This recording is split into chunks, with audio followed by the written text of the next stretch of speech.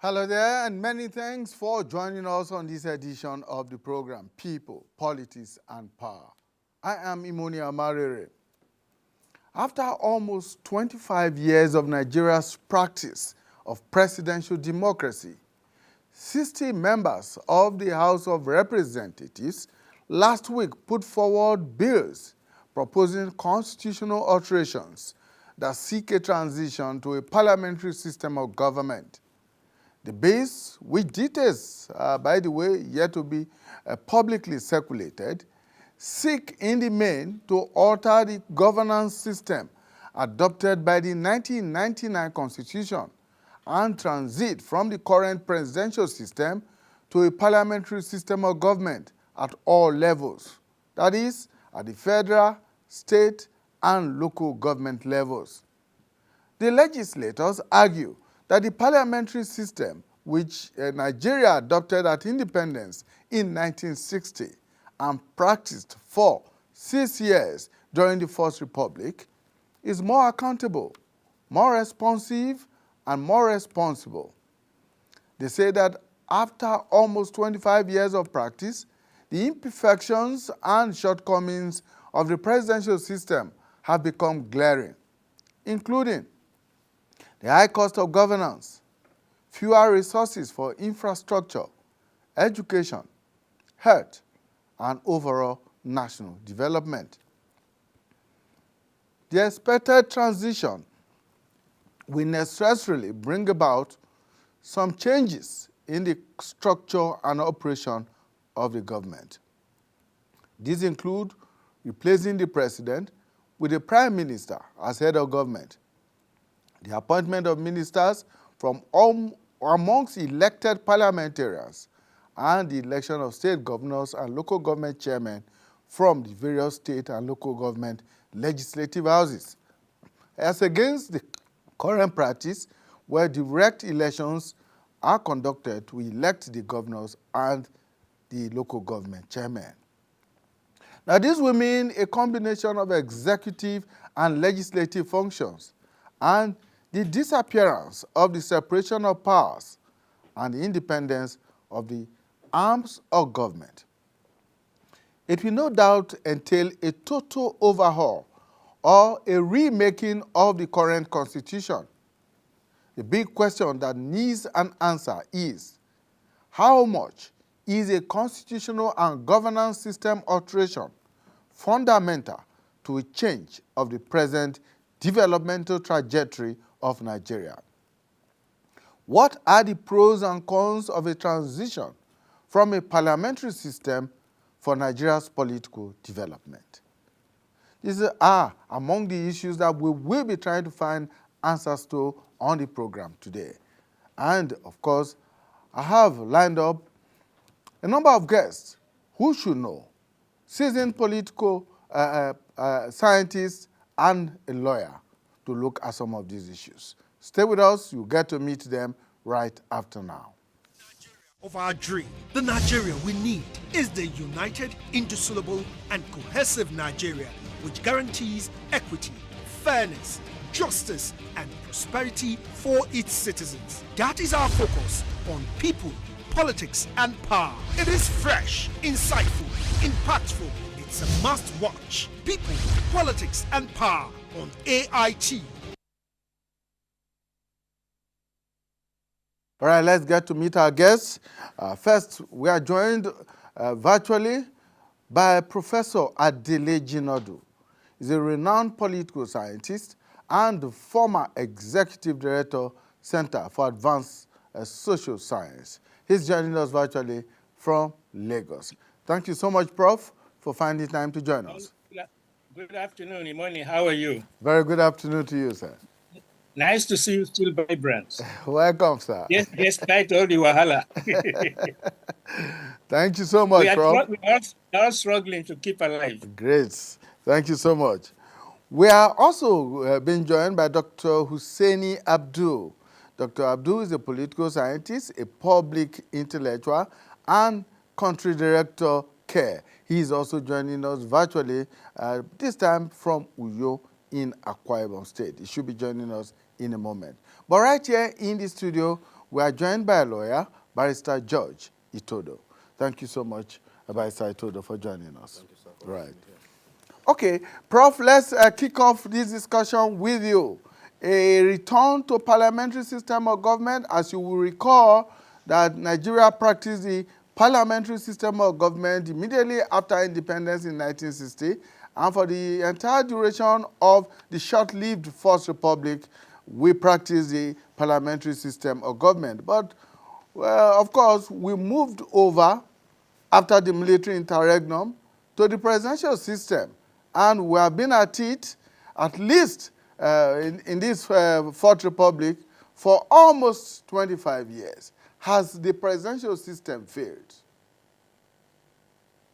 Well, I don't know on what basis the members who have introduced the amendments came to the conclusion that we need to revert to a parliamentary system of government. You see, I think, before they move ahead and push forward such a very, very important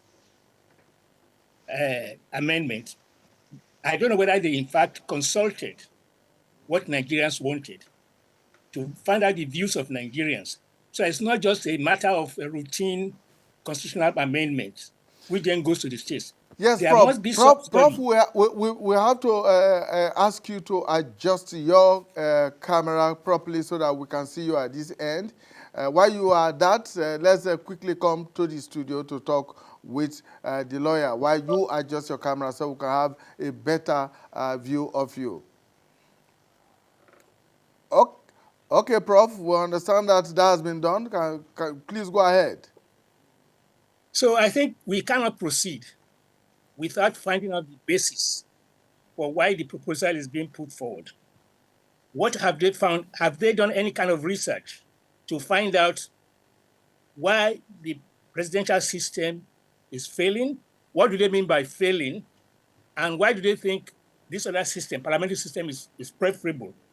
But we need to be careful. We practice the parliamentary system for only 14 years. From around 1951, when the McPherson Constitution was introduced and there was Regional House of Assembly, to 1965, 66, about 24, 25, about 14, 15 years. Now we've been practicing the federal system since 1999, as you said, over 25 years now. Within 14 years of the practice of the parliamentary system, the country collapsed. Why did it collapse? The CDC, the Constitutional Drafting Committee, looked into it. Why did it collapse? The Political Bureau looked into it. Why did it collapse? And why did the presidential system between 1975, 1979 and 1983, why did that presidential system fail? So I think we need to be careful moving ahead. What do they mean by the system failed? If you take what happened, even from 1951 to 64, the party system was a problem. There was an elite consensus that produced the parliamentary system in 66. But that elite consensus could not hold after independence, and the parliamentary system collapsed. Why did it collapse? Simply because there was a fusion, there was a division between the head of government, the prime minister, at the federal level, and the premier at the regional level, and the head of state, the president, the governor general, later the president, at the federal level, and the governor at the state level. Now, when the crisis in the Western region occurred, it was easy to create crisis in the state assembly and say that the House had voted, has carried a vote of no confidence in the premier, and asking the governor to remove the premier. Now, the premier refused to do that. Then the House of Assembly in the West could not meet. And there was therefore a need to have a state of emergency was declared under the Constitution. And that went on until the Privy Council then said that the governor had the right to remove the governor the way he was removed. So the point I want to make here is that since the government, in effect, depended on who controls the House of Assembly, all you need to do to remove a government is simply to cause katakata in the House and claim that a vote of no confidence. Now, if you look at what has been happening since 1999, it's been easier to remove a Speaker of the House than to impeach a governor. You can imagine how many Speakers of the House have been impeached since 1999. Indeed, one was impeached today. So you can see how when you have that, how it is to under our kind of political system. Now, since 1999, no president has been impeached. Attempts have been made, couldn't succeed. And then how many speakers of the House of Representatives and how many presidents of the House have been removed? You can also count, some have been removed. So I think we need to be careful as we move ahead. I don't know what arguments are being adduced. If it is the cost of governance, that's a separate issue. We can do a cost-benefit analysis. And when you do a cost-benefit analysis, you are not looking at the cost alone. You are looking also at the benefits. Because you can as well extend the same system. Say, look, the federal system of government is expensive. Therefore, let us leave it aside. But what would be the cost, the social cost of removing, of not going back to the system of government? In fact, in those days, I just used to say that, the federal system is a necessary evil. It is what keeps us together. Now, if you remove it, so you cannot simply say the most important consideration is the cost of government, because there are ways of plugging leakages, and any system, parliamentary or presidential, unitary or parliamentary or presidential, any system of government, unitary or federal, can be used well and can be abused. It depends on those who are managing it. But on the cost-benefit analysis, you can look back from 1999 to today, there has been no change of government. So, Prof, can we say, for instance, that the stability or the longevity of a particular governance system, political system, depends largely on its practitioners? Yes. That is the point I'm making. It is one thing to have an instrument, but it's another thing that the person who is using that instrument knows how to use it, or is using it for some other purpose. And my point simply is that if you look at our political party system from 1951 till today, our major problem has been with the way the political parties operate. They don't have a democratic political, even under the First Republic, they don't have a democratic political culture. And that creates problems. And it is still continuing today, but the presidential system has provided some kind of a buffer between, the abuse of the power of vote of no confidence in the parliamentary system and the abuse of the power of impeachment at the federal, under the presidential system in terms of the executive branch of government. We've not had the few cases where governors have been impeached, have been thrown overboard by the courts. And so I think we need to be very careful and do a cost-benefit analysis. And I think to proceed on this kind of situation without finding out from Nigerians and doing in-depth study of a cost-benefit analysis and just go ahead. In fact, I was told by somebody that this old reference at this time, so going back to parliamentary system, is simply to divert attention from the crisis we are facing now in terms of the economy. Let us put this on the public debate, then they'll forget about the problems of economy that we have. That this is exactly why they are doing this. Okay, Prof, we'll get back to you. Let me bring in Barrister Itodo here. and to get your initial reaction to the introduction of those bills. I think on that point, I agree with the learned prof. I think the reasons they used, or they are relying on in bringing in that move, accountability and responsibility, at that in 1963 down to whatever, and against now, is they fail to understand the reason there was such accountability and responsibility then was the kind of leaders we had then. That is why the kind of leaders that I refer to as heroes. Not like now. It has nothing to do with the system of government. Be it presidential system of government, we have seen how it worked in the US. Parliamentary, we have seen how it worked in Britain. So I think it's about the leadership. If they are coming in, even if you try to attack it on the ground of cost, it is how you arrange the system that either drop costs or make more costs. In the presidential system of government, certain positions are not even necessary. Certain creations, certain portfolios. If you're talking about cost, it's how to reduce it. And also, if you're talking about abuse of power in the presidential system of government, the only time an executive can abuse power is when you have a sleeping legislature. We have seen the issue in the case of Nigeria.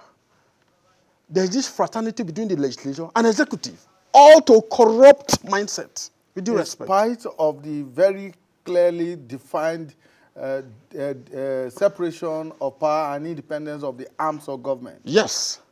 In spite of that, we saw a situation where during the confirmation of ministers, where a parliamentary proceeding was suspended for the Senate president, from the media, what we read, to have to go and consult the executive to know how best to go out before continuing with that proceeding. Those are total nonsense, if you ask me.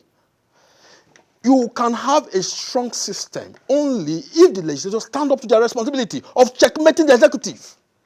Situation where legislature takes approval and consent from the executive as to even their own domestic appointment.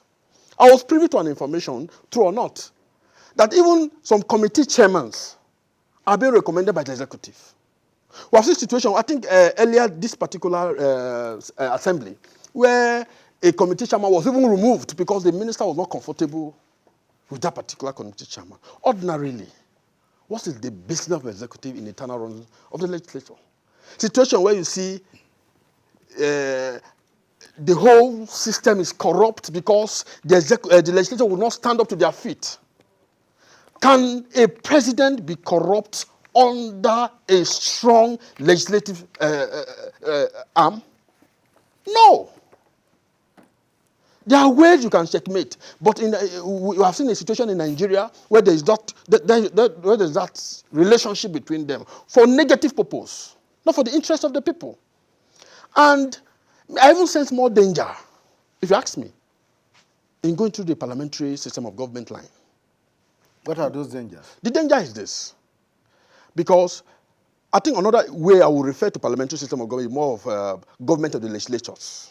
Because the prime minister, which is the major runner of that system, now becomes a legislator. Situation where in presidential system of government, the head is not even a legislator. You can see some corrupt tendencies going on in terms of their relationship.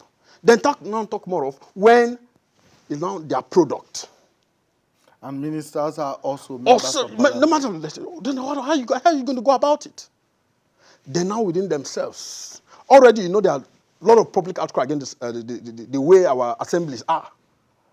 The abuse, the recklessness, they're not standing up to their responsibilities and all that. Then you now bring it to give them, add executive power to a corrupt system. Somebody at the legislature is corrupt, then you now give them an executive power. What kind of system do you think we'll have? All right.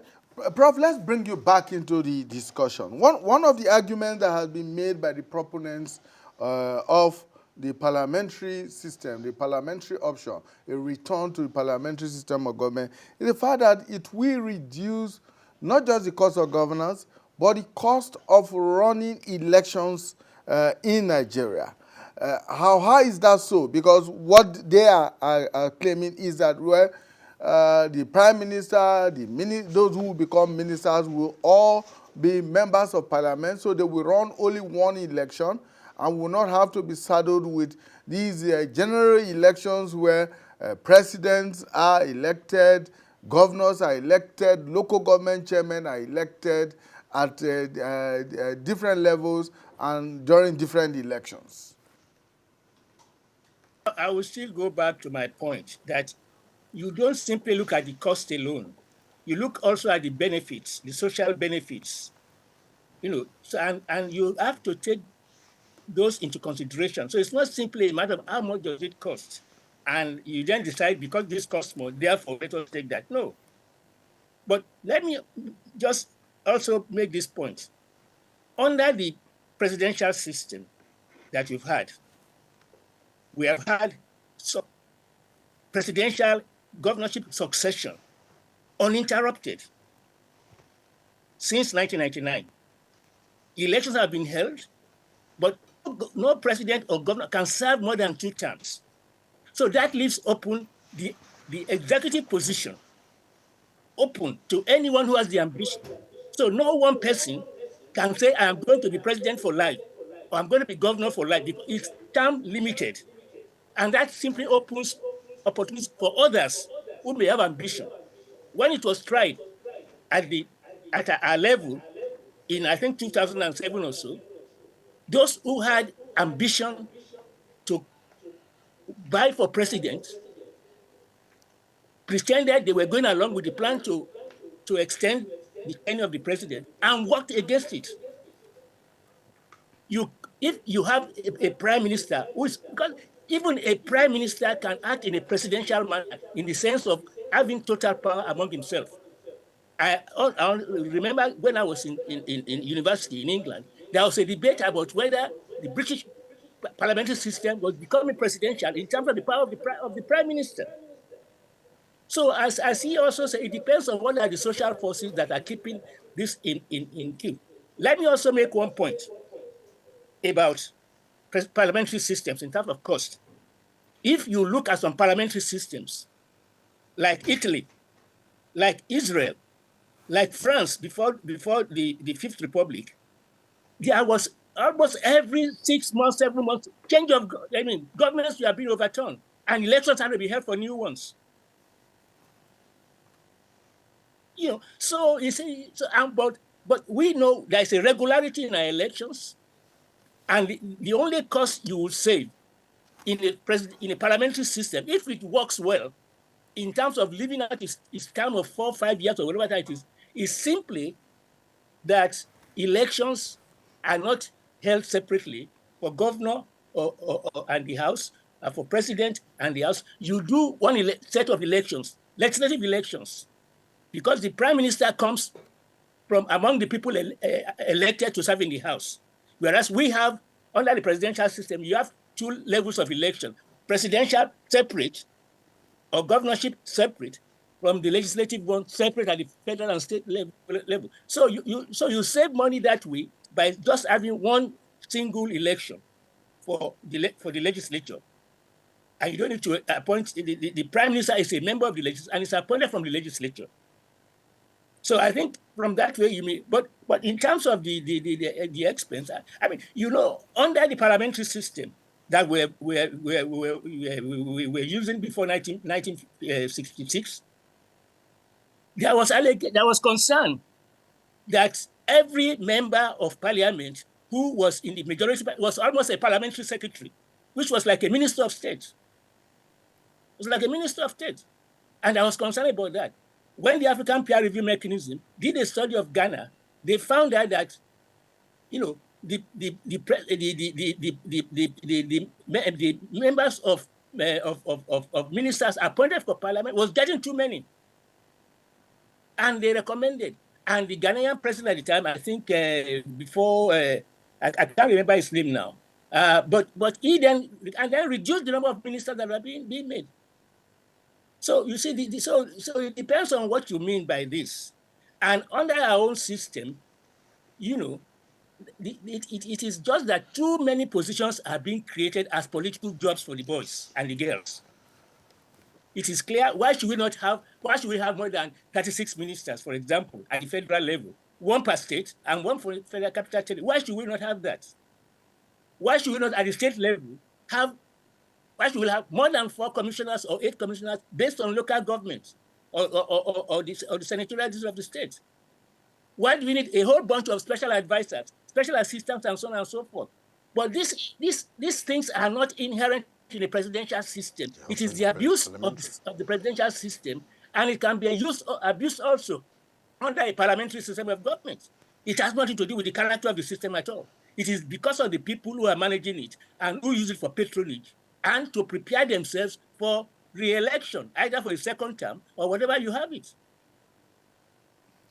All right, Barrister Todo, that argument by Prof appear to defeat the argument that the lawmakers are putting forward. That look, too much resources is being diverted for bureaucratic and administrative processes, for elections, so many elections that are ahead, and that these resources can indeed be channeled to infrastructural development and development of other sectors of the economy. And that the reason why, as a country, we are not developing at a pace at which we want to develop is the fact that the presidential system is very expensive to run, it is not cost-effective, and all of that. But is that also possible?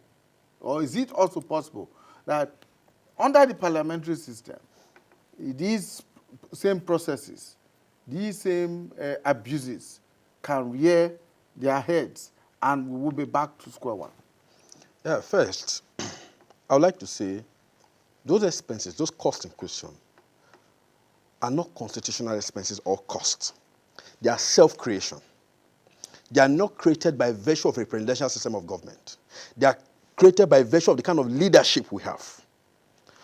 Some of these appointments are compensatory in nature, not like they are mandatory, maybe by constitution or that. Now, if you bring in a prime minister who has cravings for those costs, you will still experience same.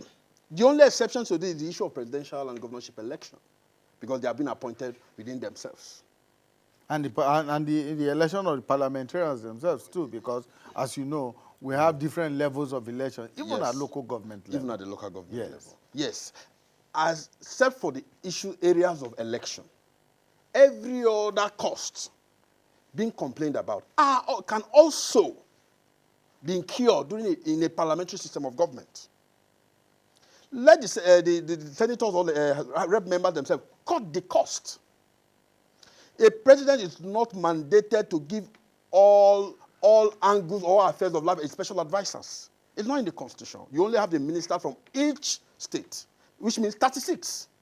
Situation where you have about 36, it now becomes a self-creation of the person, the leader himself, not constitutional creation. The the special advisors on chicken and the rest, all being created up and down. Those are not constitutional creation. Even the legislators, I mean, we know of speakers who have up to 30, 35, 40 personal staff. I mean, yes. In a parliamentary system, they also could acquire 50.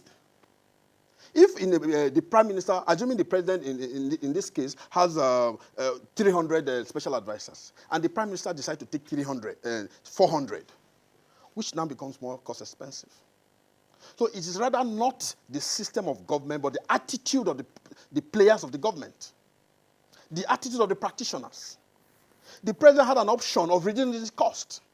Before you can now say, okay, let's move to parliamentary system of government. First, they have to convince the people, what is that thing that is prevalent in the presidential system of government that is impossible in the parliamentary system of government? Outside the election, issue of cost, outside the issue of election expenses, issue of cost can also be incurred in parliamentary system of government, all depending on the nature of leaders we have. And remember, in parliamentary system of government, you also have the head of states that has a budget for that office too. Even if it doesn't have the real power, even if the power is just ceremonial, there's still a budget for that office. It doesn't just stay in vacuum, it doesn't spend from his own pocket. So therefore, the issue of costs, other than with exemption to issues of election, I don't think that is a strong ground for them to say, let's change to a parliamentary system of government. One Who are other, those that have to play the parliamentary system of government? It's not the same persons in the presidential system of government. one other argument they have put up is the fact that, well, okay, well, the prime minister is a member of parliament. His ministers Yes. or secretaries or whatever nomenclature you may give to them Yes. are also elected members of parliament. Yes. And so you do not need to pay them separately as ministers and separately as members of parliament. But more importantly, the argument is that it would guarantee a more robust legislative scrutiny of these ministers, knowing that they are also members of parliament. Yes, yes. Like I said, it depends on the character of the people. If you are to look into, you are talking about payment of the minister separate from the legislature. If you are to look into the statutory payments being ongoing in the presidential system of government, if you are looking at only the statutory payment, most of them who are there would not want to go there. So they can't hinge it on statutory like allowances and payments. No. If that was the only thing you find there to justify the issue of cost, most of them would not want to go there. Me and you know that what is making the assembly a corrupt arm is because of the non-statutory benefits. If you said, okay, minister be restricted to your statutory benefits, at the same time the legislators, most of them would not accept it. So let them not come in that disguise. I rather see a situation where they just want to acquire more powers by adding to themselves executive power, having abused legislative powers. So will it guarantee a more robust legislative scrutiny, as they argue? No, I don't think so. I rather would think it will guarantee more of friendly relationship within them. You're a minister, I am a minister. You're a legislator, I'm a legislator. Do you think it will call for a situation where we can scrutinize ourselves in a better way? There are two senators, assuming they are both ministers, and one is underperforming. Do you think they will scrutinize themselves effectively, knowing they are both ministers and they are both senators, with the kind of mentality of the people we have? See, the reason we have a weak assembly today is not a constitutional creation. It's not a creation of the system of government. It's a self-inflicted injury. It's a self-inflicted injury. They are the one that has brought down the glory of a legislature, as known in other countries. They made themselves puppets of the executives. It has nothing to do with structure.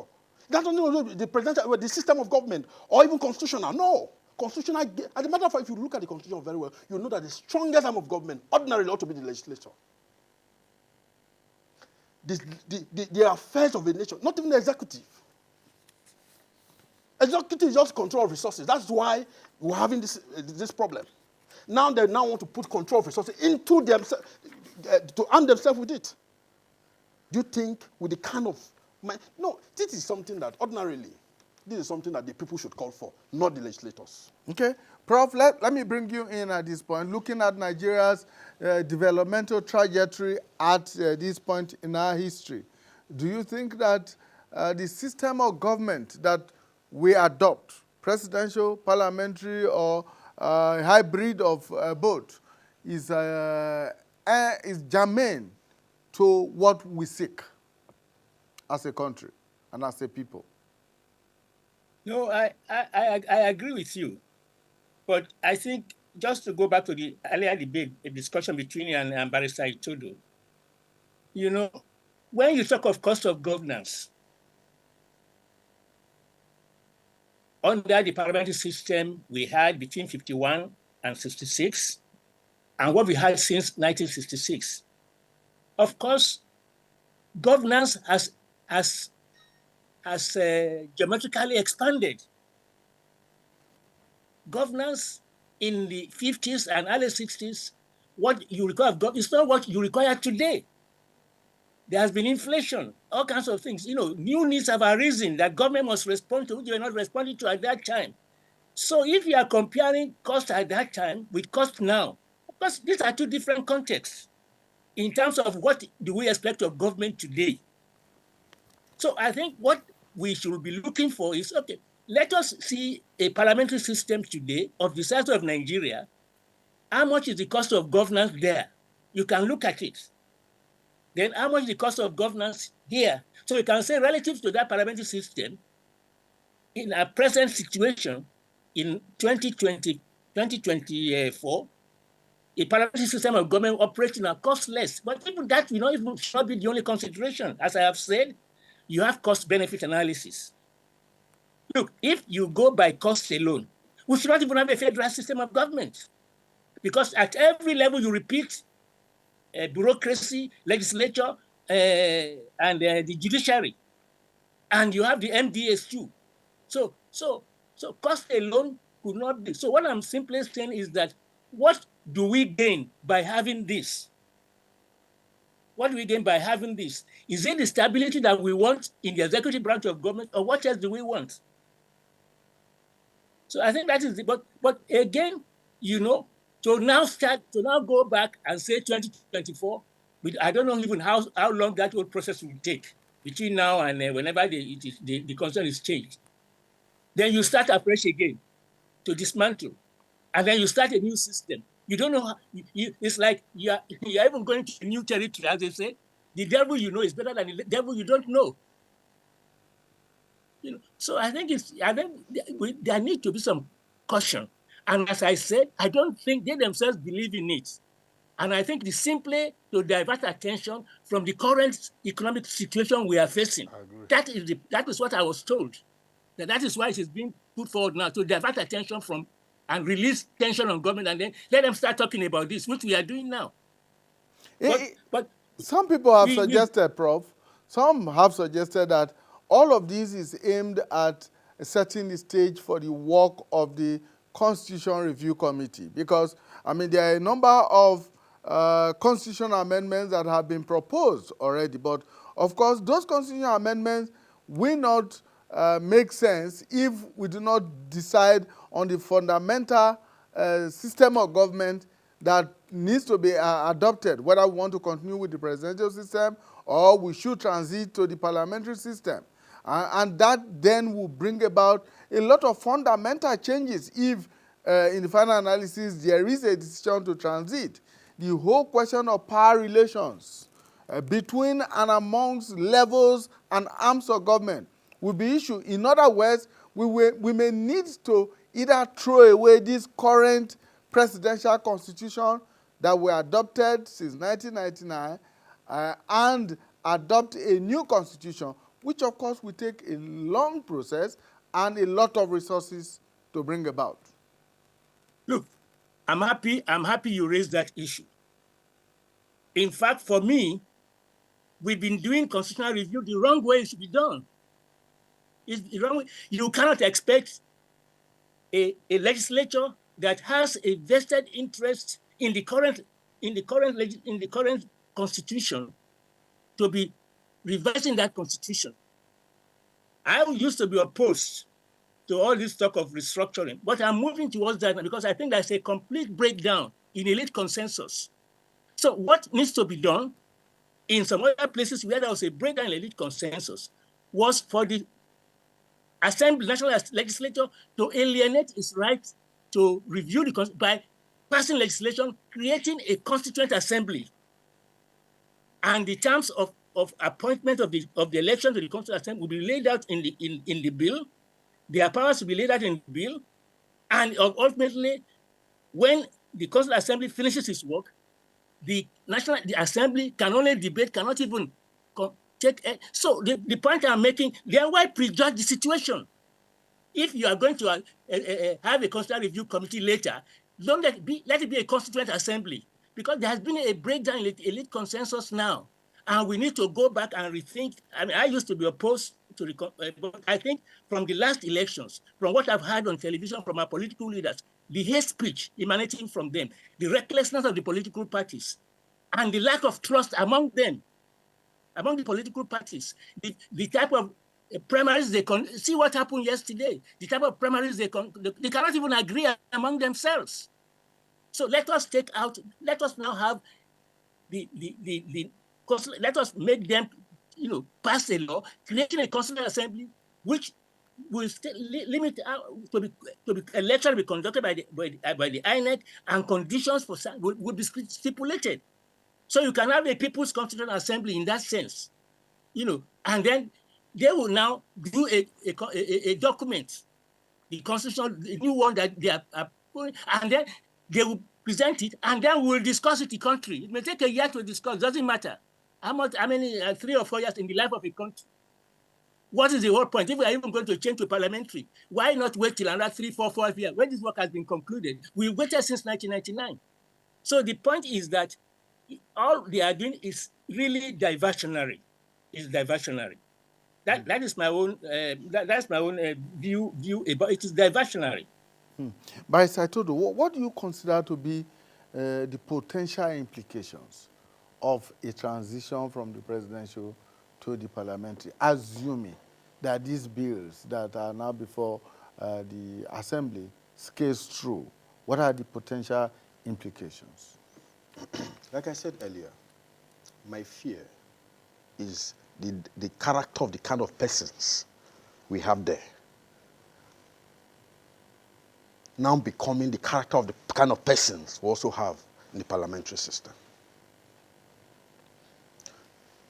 A man without executive power, because the implication of the parliamentary system is that you are adding an executive power to the legislators. A man who has abused legislative powers, you are now adding an executive power. What kind of a country do we think we would have at that point? It is more of a leadership problem, an orientation problem. But they argue that a parliamentary system will make politicians more accountable. And that they will be closer to their constituents than they are at the moment as parliamentarians under the presidential system of government. I totally disagree with that. I totally disagree with that. There are regulatory frameworks as it is.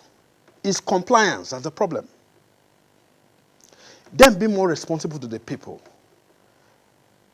I don't see how in a parliamentary system, like you said, it's not detailed. The bill has not been. Probably when they come with a detailed one, they'll have more cost to give probably oppositional analysis or proportional analysis. I don't see how them, because that's the way I see it, is a crave for executive power. Them being given such power makes them closer to the people. A senator that is elected with just legislative power is in Abuja doesn't go home. Then when you give him an executive power, he now becomes a minister. How does that now make him closer to his people? I rather that will make him more distant from his people. If you give a man little power and abuse it, you should know that when you give him more power, it will be worse.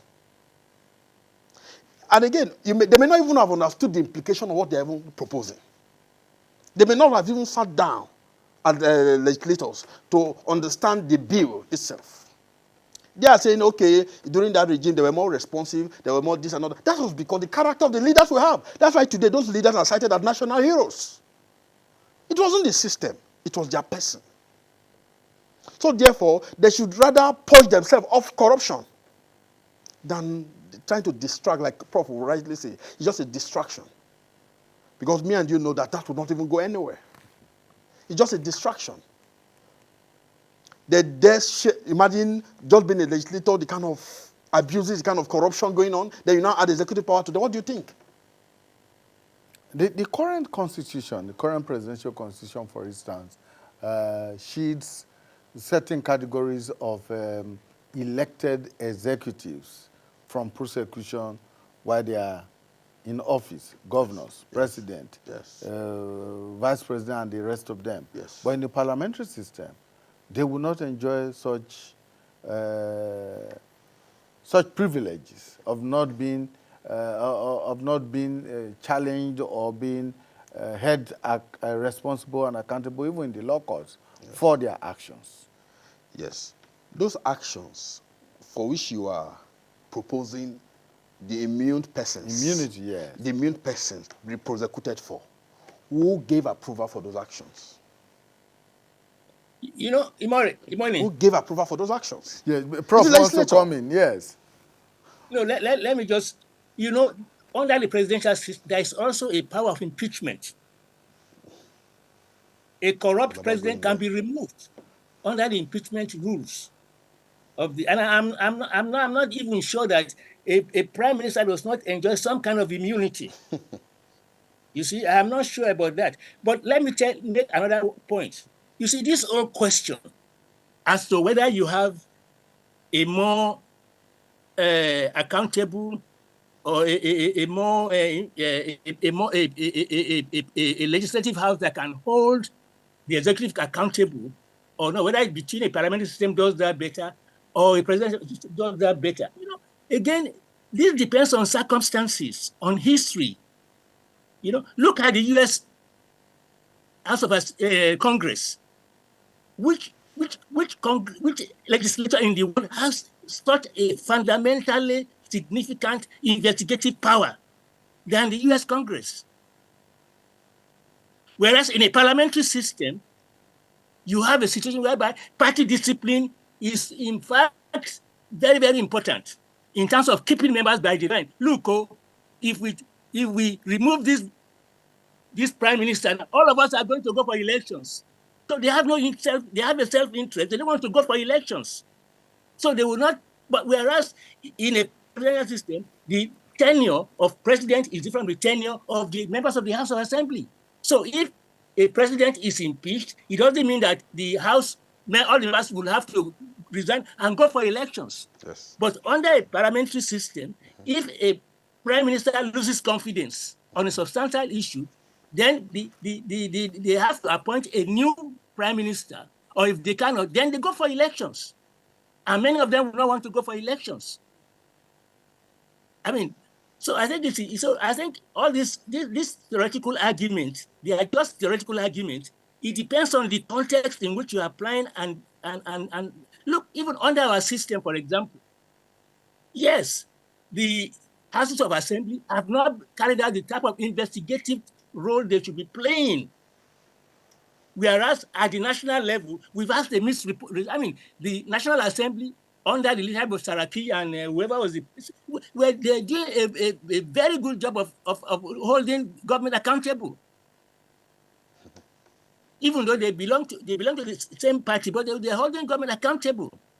So the whole question of party discipline is also something that we need to factor into discussing all of these things, because see, we cannot discuss theoretical issues, theories, ideas without context to the situation in which we are situated. And I'm saying that the important context here is the recklessness of our political parties. Yes, correct. It is. In fact, if we have any problem with our federalism or with our presidential system, it is because of the nature of the party system we have. I mean, they are not political parties in the sense in which you use political. They are just political parties that have been created by the Constitution for the sake of meeting the requirements in the Constitution. That's all. What holds them together? What holds them together? You know. So the point I'm saying is that if you have a powerful governor who can remove a Speaker of the House of Assembly at will, then it will be, of course, the House will be useless in terms of carrying out its, but then he has to keep on changing and changing. And how many speakers will he change in 4 years? And which is the merit of this thing? Whereas under the parliamentary system, just as he could pay the members of the House to remove a speaker for no just reason, just like that, just remove him. It's just that we pass a vote of no confidence in you. You can also imagine a situation whereby somebody with money can give money to members of the House of National Assembly, impeach the president, and they will impeach him. Just vote of no confidence. Since they have no political strings or electoral strings attached, as it were, it's much easier to so do. Unlike in the parliamentary system, where the political fate of the parliamentarians and that of the prime minister are intertwined. Yes. All right, Barrister Itodo. Now, the Prof has thrown up the whole issue of party discipline and stability of government. What we see today what we have seen since 1999 is a lack of internal party democracy, a lack of party discipline. But the argument for the parliamentary system is that there appears to be more party discipline, party cohesiveness than it is in the presidential system of government. Just look at what has happened or what is happening in Edo State, for instance, where all the major political parties are having parallel primaries and having what some people have described as a charade of elections and all of that going on there. But in the parliamentary system, that probably may not happen. Like I would always say, sir, it's not happening presently because we are running a presidential system of government. So you think that if we do adopt a parliamentary system of government, these same politicians will take their indiscipline to Yes. To the parliamentary we system? have U.S. See, the precedent here. You have the U.S. system. Me and you know that in the U.S., that presidential system of government, they have internal party discipline. It is not the indiscipline in the party. It's not a creation of presidential system. It's a creation of the people.